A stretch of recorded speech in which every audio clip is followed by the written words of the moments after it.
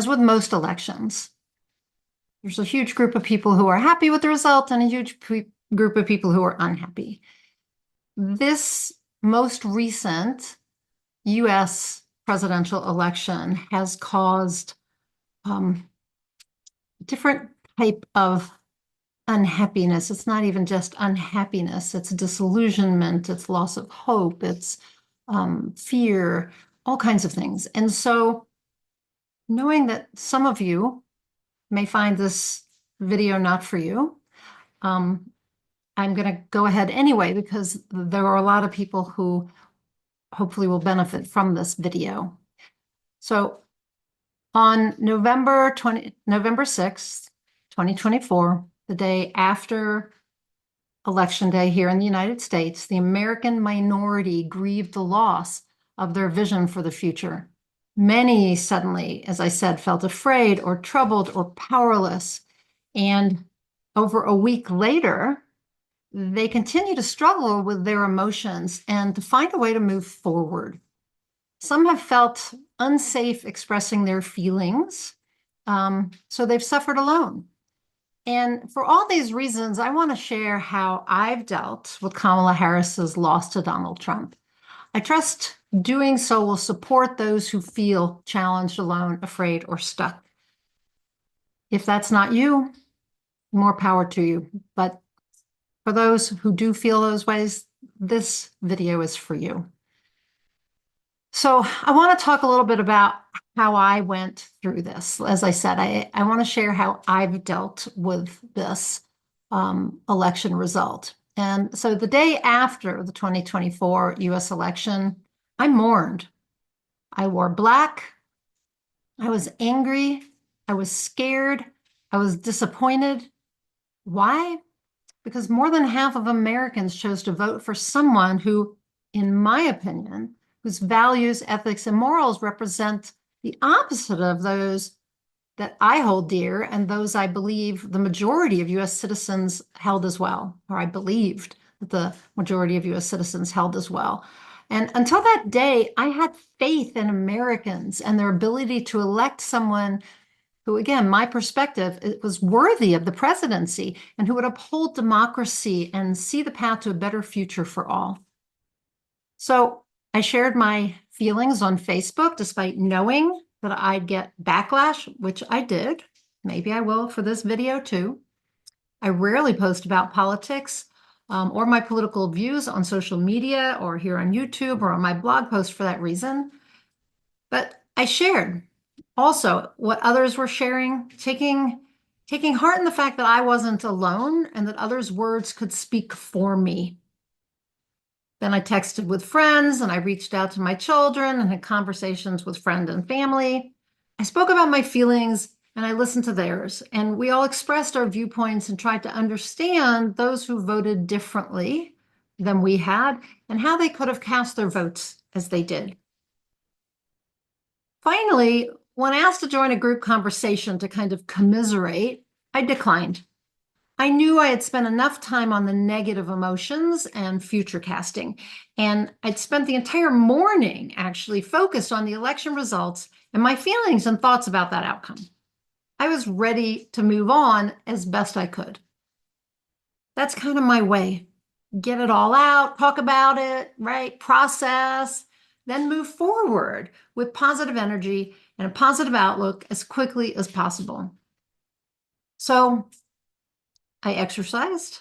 Moving my body helps me shift my energy and focus, and endorphins produced also helped change my mood.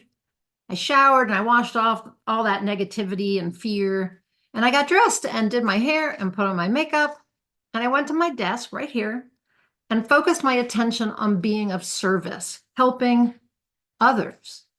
And helping others helps me as well, changes how I feel. So I had some sessions planned, already scheduled. So I coached the members of the Inspired Creator community and the Nonfiction Writers University programs, as well as a college student.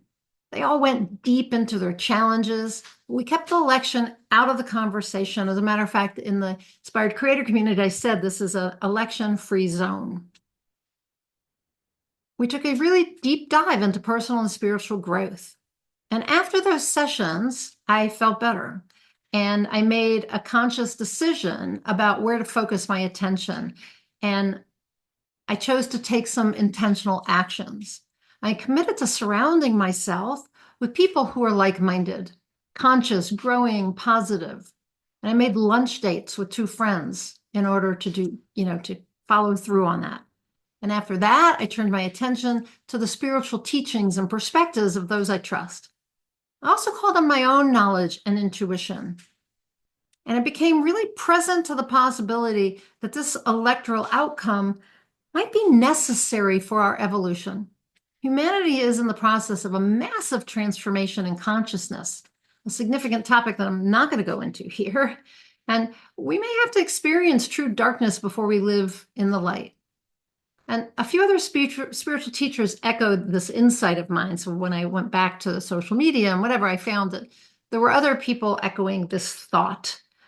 And over the next week, I was given, it's just as I'm recording this, it's not been quite a week actually, but just about a week when you'll be watching this video.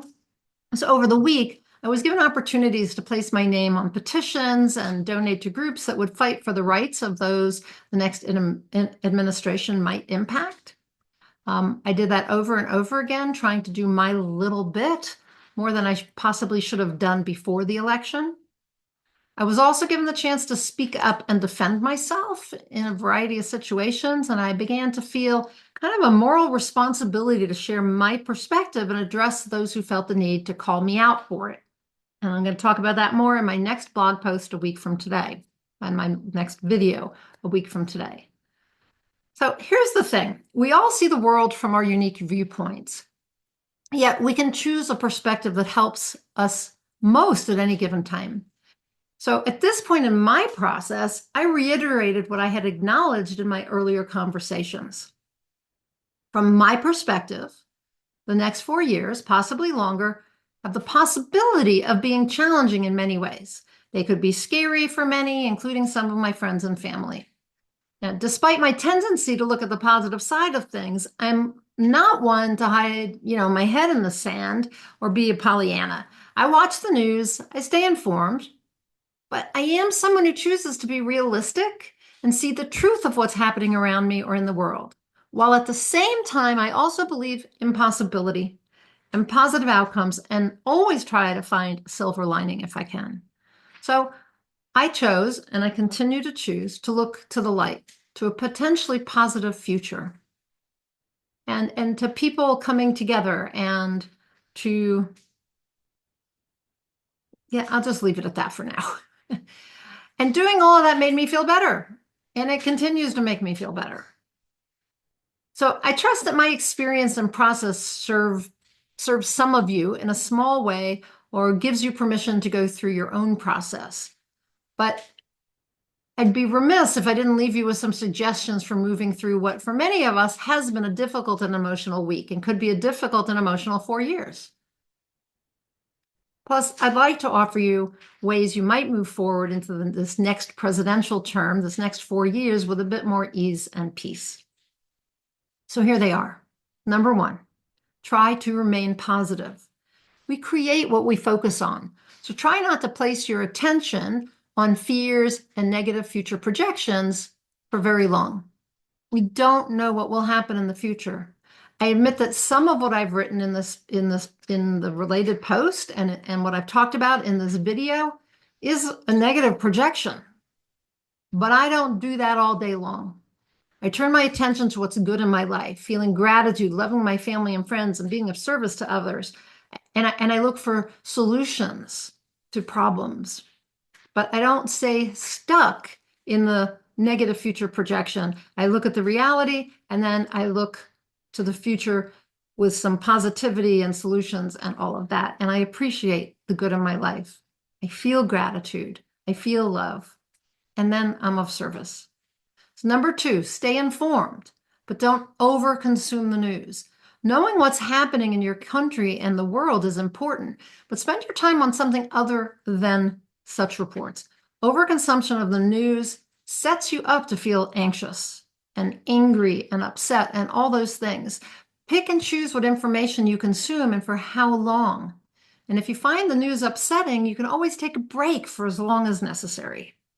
It's a good thing to take a break from the news and a digital break, stop scrolling through Facebook, all of that. And I've really had to look at that in myself too, because I stuck doing that. Okay, number 3, help in ways that feel comfortable to you. We can all do our part to create change. Don't let the fact that you tried with your vote and didn't succeed stop you from continuing to try to create change. You don't have to be an activist either. I'm not.